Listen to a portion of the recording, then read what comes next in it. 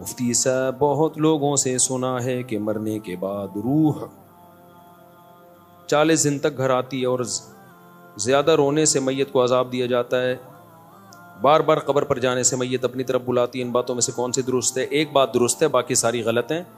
حدیث میں آتا ہے ان المیت لیعذب ببکاء اہلہ علیہ، عربی الفاظ ہیں کہ میت پر عذاب ہوتا ہے اس کے گھر والوں کے رونے کی وجہ سے۔ اب سوال پیدا ہوتا ہے چیخو پکار کر کے رو وہ رہے ہیں، عذاب اس بیچارے کو کیوں ہو رہا ہے؟ یہ تھوڑی رو رہا ہے۔ تو علماء نے اس کا جواب دیا ہے کہ اس پر لازم تھا، اس کو پتا تھا کہ جب میرے خاندان میں یہ رواج ہے کہ میں مروں گا تو گریبان پھاڑ پھاڑ کے چیخ چیخ کے پورا محلہ سر پہ اٹھایا جائے گا، تو اس نے اس برائی سے ان کو زندگی میں روکا کیوں نہیں؟ تو گھر کا سربراہ اس برائی کا ذمہ دار ہوتا ہے نا جو گھر میں ہو رہی ہے، اس کو چاہیے تھا وصیت کرتا کہ ہمارے یہ، کیونکہ جن خاندانوں میں رواج ہوتا ہے وہی ایسا کرتے ہیں، جن کے یہاں رواج نہیں ہے وہ ایسا نہیں کرتے۔ جب اس کو پتا تھا کہ میرے مرنے کے بعد ہا ہو چیخو پکار رونے کے مقابلے ہوتے ہیں باقاعدہ، جو نہیں رو رہا وہ سمجھتے ہیں اس کو تو محبت ہی نہیں تھی، لہذا جس کو محبت نہیں بھی ہونا وہ بھی دکھانے کے لیے رو رہا ہوتا ہے بہت چیخ چیخ کے۔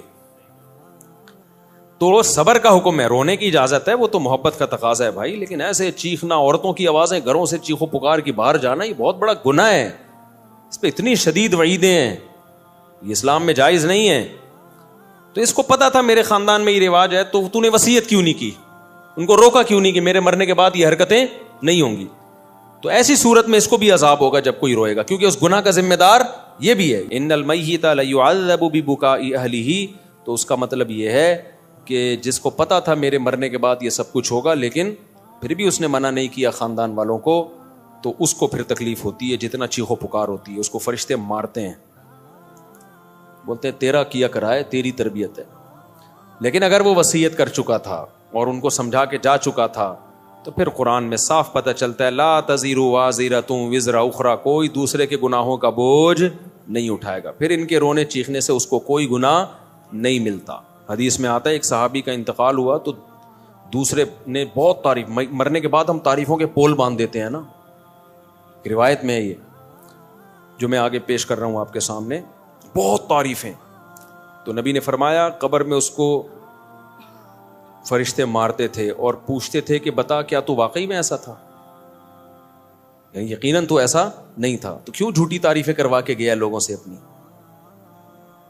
بعض لوگوں کی عادت ہوتی ہے نا کہ وہ اپنی جھوٹی تعریفیں کروا کروا کے اپنے غلط امیج دنیا کے سامنے، جو اچھا امیج ہوتا ہے لیکن وہ جھوٹا ہوتا ہے، تو امیج ایسا بنا بنا کے، یہ لفظ امیج نہیں ہے، مجھے کسی نے بتایا امیج ہے نا، تو میں جو انگلش میں غلطی کیا کروں مجھے بتا دیا کرو میرے بھائی، میں کوئی انگریز امریکہ میں تھوڑی پیدا ہوا ہوں۔ تو ایسا اس کا امیج بنایا ہوا تھا کہ یعنی جو بعض لوگ ایسا اپنا تصور لوگوں کے دماغوں میں بنا کے جاتے ہیں جیسے بہت نیک، تو ایسے میں اگر مرنے کے بعد آپ کی جھوٹی تعریفیں ہو رہی ہیں نا تو اس پہ بھی چترول لگتے ہیں کہ لوگ کہہ رہے ہیں یوں تھا تو تھا گیا، تو ایسا ہے پٹاخ ایک لگے گا، بتا تو ایسا تھا۔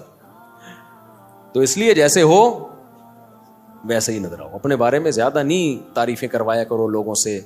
ہاں جو نعمتیں اللہ نے دی ہیں اس کا اظہار کرنے میں کوئی حرج نہیں ہے بھائی۔ غیر مسلم اگر خوبصورت ہے تو دیکھنے میں اچھا لگے گا، تو اس کا تو، اور مسلمان تہجد گزار بدصورت ہے تو دیکھنے میں اچھا نہیں لگے گا۔ تو اچھا لگنے کا تعلق مسلم یا غیر مسلم سے نہیں ہے، اگلے کی پرسنالٹی سے ہے۔ ہاں اعمال کے لحاظ سے اگر اچھا لگ رہا ہے پھر غلط ہے، اعمال کے لحاظ سے کافر اچھا نہیں ہو سکتا۔ تبھی ہم کہتے ہیں کافر کی خوبیوں کو بیان کیا کرو کہ بھئی ان لوگوں میں یہ خوبی یہ خوبی، لیکن یہ کہنا کہ وہ مسلمانوں سے اچھے ہیں یہ زیادتی ہے بھائی۔ مسلمانوں سے اچھے کیسے ہو گئے؟ جو خدا کا انکار کرے اور جو خدا کو مانے دونوں برابر ہو سکتے ہیں؟ ایک اللہ کو مانتے ہیں، اللہ کے پیغمبروں کو، اللہ کی کتابوں کو مانتے ہیں، دوسرا مانتا ہی نہیں ہے، وہ کہتے ہیں میں خود بخود بناؤں، تو اپنے خدا کا انکار کر دیا اللہ کا، تو مسلمان سے اچھا۔ اگر وہ اچھے ہوتے تو اللہ مسلمانوں کو جہنم میں بھیجتا، پھر ان کو جنت میں بھیجتا۔ ہاں یہ کہنا درست ہے کہ ان چیزوں میں وہ مسلمانوں سے اچھے ہیں، اور سب مسلمانوں سے بھی نہیں، خاص جیسے پاکستانی مسلمانوں سے امریکی مسلمان کرپٹ نہ ہونے میں اچھے ہیں، جاپانی مسلمان پاکستانی مسلمانوں سے ڈسپلن میں اچھے ہیں، ڈسپلن ان کا بہت اچھا ہے، صفائی ستھرائی میں وہ پاکستانی مسلمانوں سے اچھے ہیں۔ تو پاکستانی کس چیز میں اچھے ہیں؟ وہ سوچ رہا ہوں ابھی کوئی دماغ میں آئے گا تو بتاؤں گا. تو بیوی سے وفا کرنے میں پاکستانی مسلمان جاپانیوں سے اچھے نہیں, بہت اچھے ہیں, سمجھتے ہو. اور ایک اور چیز رہ گئی, بچے پیدا کرنے میں بھی بہت اچھے ہیں.